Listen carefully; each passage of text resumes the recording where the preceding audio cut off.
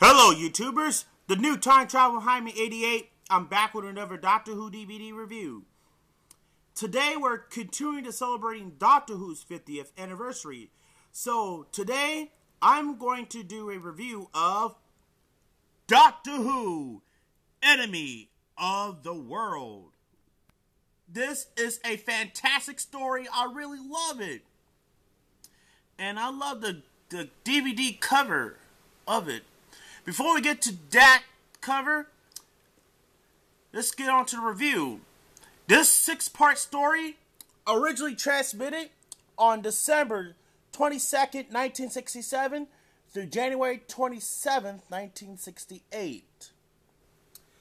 As you may know, that this is Patrick Troughton's dual role as the Salamander.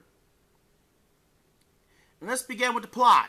The second Doctor, Jamie and Victoria, are enjoying themselves on a beach in Australia when the Doctor is subject to an assassination attempt.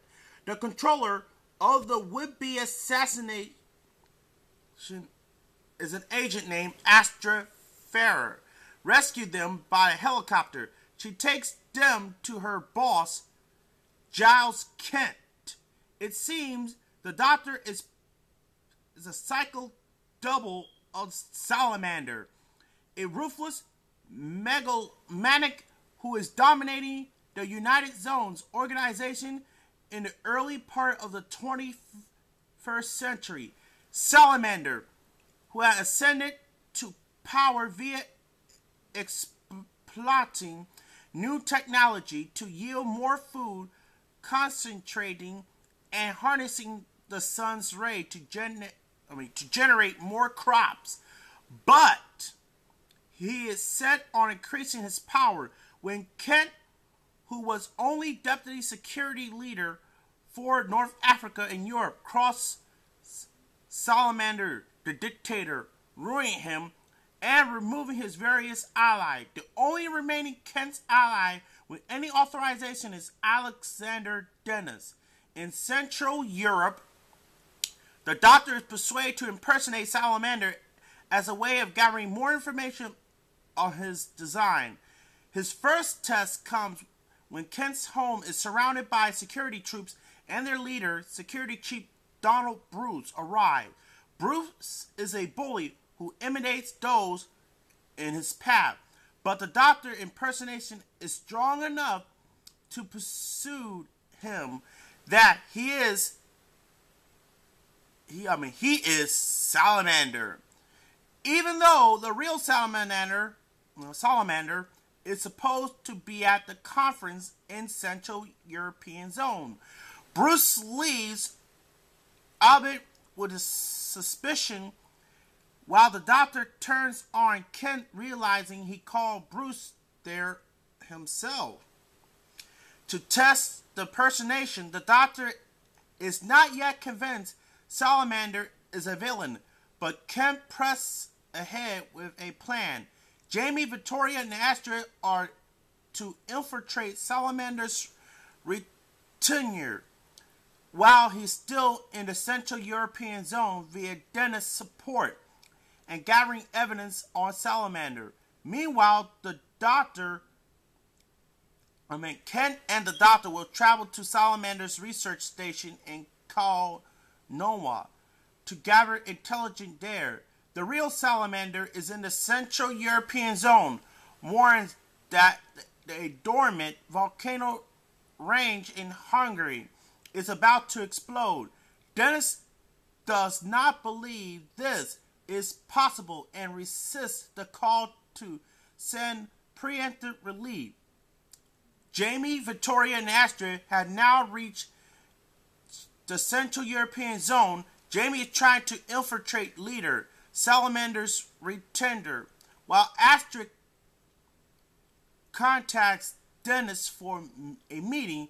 Jamie managed to get himself promoted to Salamander's personal staff, preventing a bogus attempt on leader's life, and also ensures Victoria is given position and assistant to Salamander's personal chief.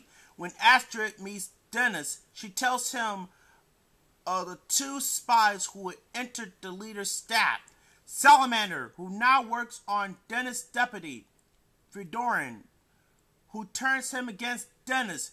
Fedorin is a weak man and gives in to Salamander's blackmail easily, but is scared when he hears the prediction that Dennis will soon be killed and Salamander will be asked to take over the zone following the imminent natural disaster. On a cue of an earthquake begins as the promised volcanic eruption starts.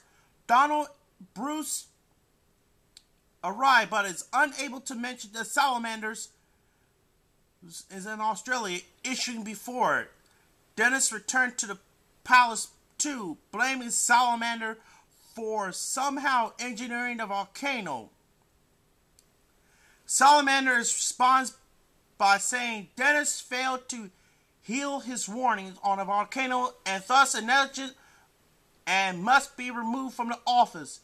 Dennis is arrested and Salamander now tells Fedorin to poison him before he can be brought to trial and repeat his allegation. When Fedorin failed to do so, Salamander used the poison on him instead.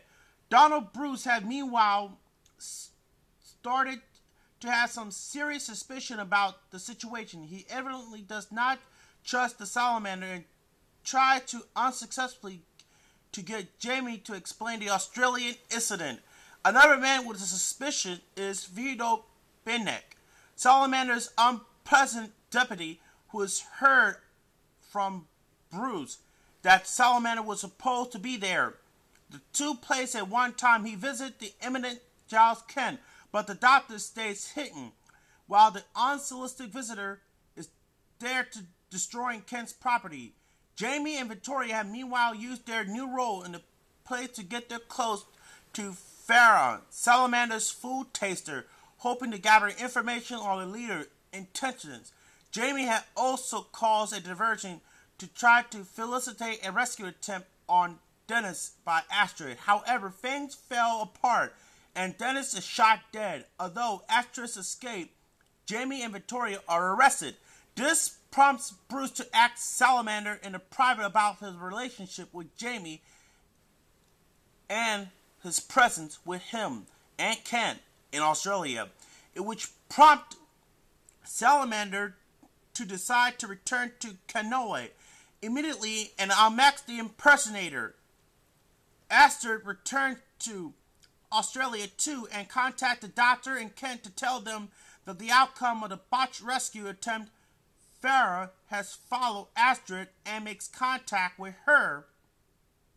Kent and the doctor telling them that Jamie and Victoria have brought as prisoners to Kanoa Research Center. Farah is also hands of the file made by Salamander to blackmail Fedora, which finally convinced the doctor of Salamander's evil. However, before they can act, the building of raid is by Benek and his troop.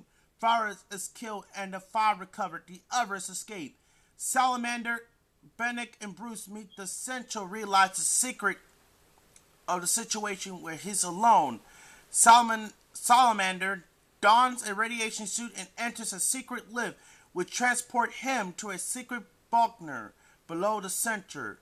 In the bunker are scientists who believe Salamander, who had just ventured to the surface with an electric reactor planet to look for food. He claims to found a safe new food stock to sustain them after their 5 years below the ground. He also argues them continually with fighting the war against them.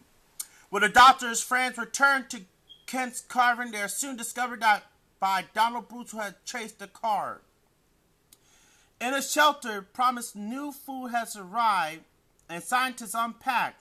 Swan finds a strange newspaper and clipping, realize this is a normal life on the surface, and then continuing on their war. And they have been told that he confront with Salamander, who agreed to take him to the surface and show him the world is now full with hideous, depraved mutants. Their action caused by the disaster Above ground, Bennett has begun to interrogate Jamie and Victoria and gets the menacing only stop. Bruce and a fake salamander arrive, sending Bennett away. While the travelers are reunited, Bruce trusts of the doctors. Bennett discovered the ground of salamander does not seem to have returned from the record room. And the doctor now evidenced the food supply at the research center. A visitor soon arrives, Giles Kent, who has the key to the secret room and knows how much more Salamander's plans. So, the doctor, who has merged in the unscattered tunnels, arrived on the beach with a TARDIS. Jamie and Victoria are waiting for him. As he pleads for exhaustion, when they enter the ship, Jamie asks to pilot for him instead. Jamie's suspicious are proven when the real doctor arrives and denounces Salamander's impersonation of him. The dictator responds by reacting to dematerialization control, and the TARDIS heads away from Earth with doors still open. Salamander is blown out of the vortex while the others cling on to the TARDIS console for dear life. What leads up to the next adventure. Wow, I really love this episode, and I guarantee it for all Whovians out there. And if you want to see this one, I recommend get the audio CD version on there as well. Yep, it is fantastic. This 6-part story of the adventure, however, although Episode 3 was the only story to survive in the BBC videotape archive. But Episode 1, 2, 4, 5, and 6 were destroyed in the BBC archive. However, Doctor Who note, Fraser Hines and Debbie Whaling did not appear on Episode 4. They were on a holiday. This story was released, the VHS of Ebony of the World was released on VHS in 1991 as part of the Troughton years. Then a restored VidFire version was released on DVD in 2004 as part of the Lost in Time box set. I love this cover, and if you're a fan of this episode, I recommend to get it. It is fantastic to watch. So that's it for this review, and make sure to rate, comment, and subscribe. And remember, if you have a Doctor Who DVD review that you would like me to review, if you have a Doctor Who DVD that you want me to request to do a review, just post a comment down below. Until next time, this is the new Time Travel Jaime 88 saying, rate, comment, and subscribe. Thanks for watching, and I'll see you guys in our next video, which is the Krotons. Bye for now.